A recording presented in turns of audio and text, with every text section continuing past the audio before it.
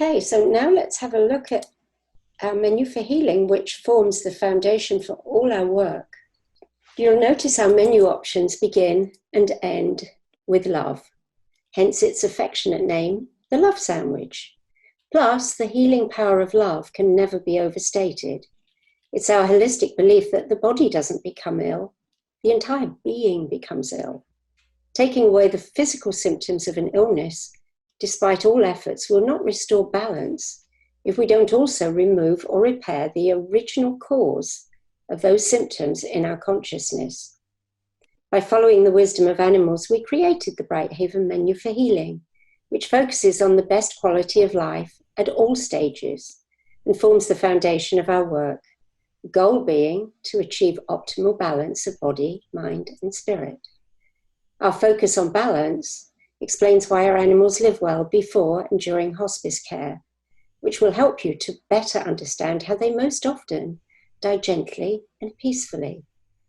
It is our firm belief that one's quality of living will very, very much influence the quality of one's dying. For more details on that, you can always visit our website at brighthaven.org.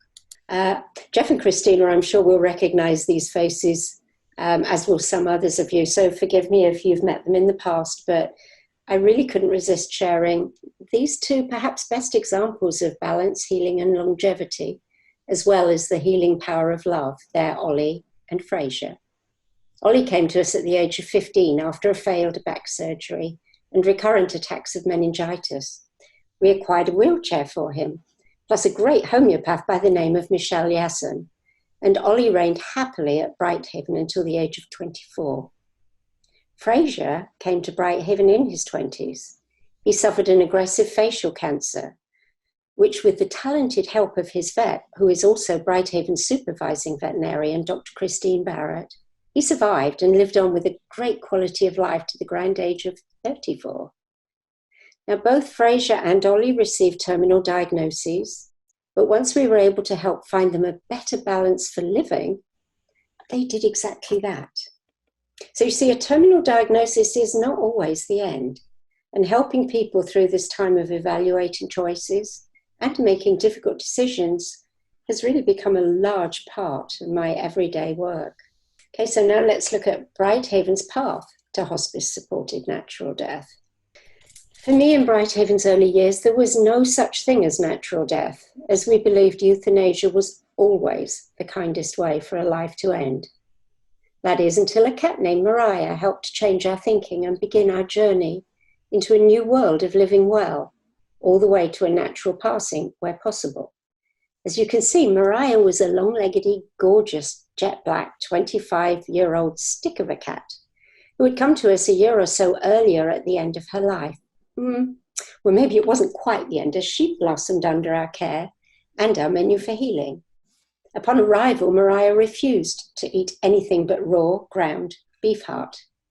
And to the day she died, almost 2 years later, her diet remained that, along with an occasional meaty bone that she could steal away from an unsuspecting dog. And you can see one of the pictures that I took of her on those occasions.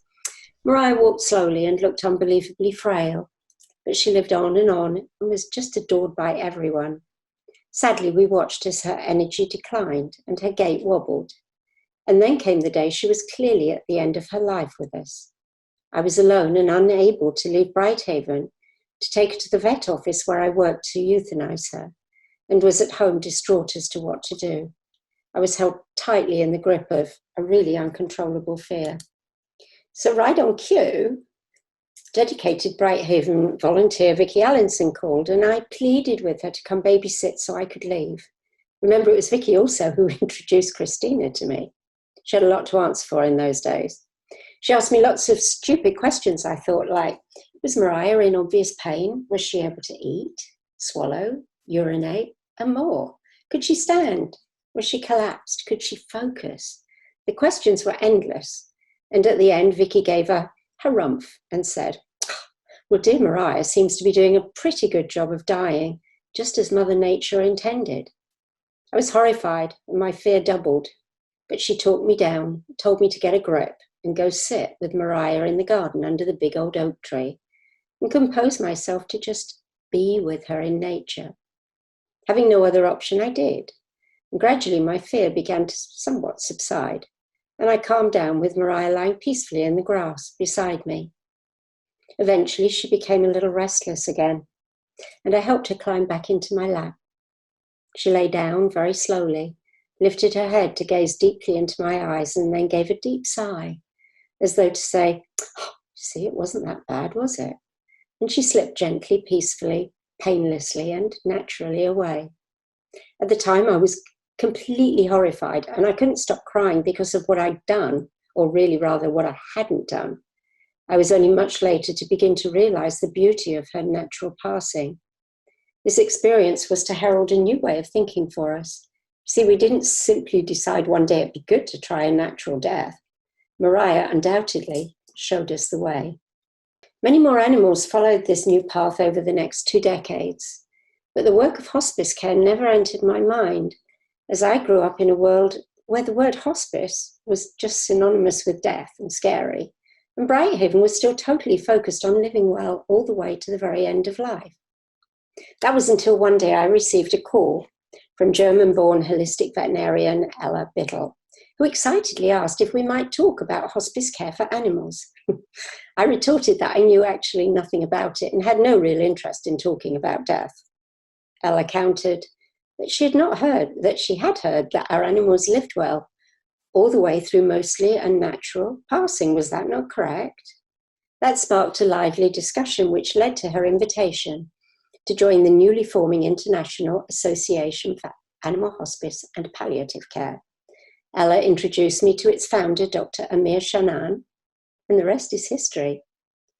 Well, except that shortly afterwards, my mother entered the last chapter of her life. You see her on the screen there.